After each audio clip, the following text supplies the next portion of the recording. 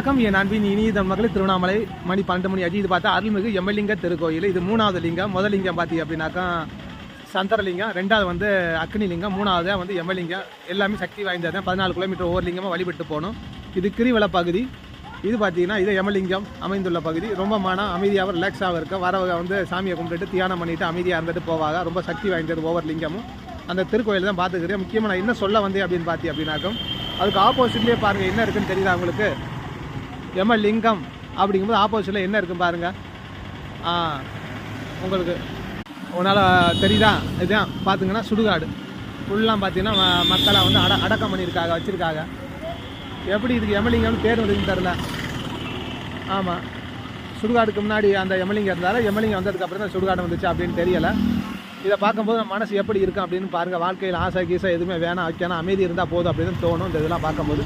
Okay நண்பர்களே.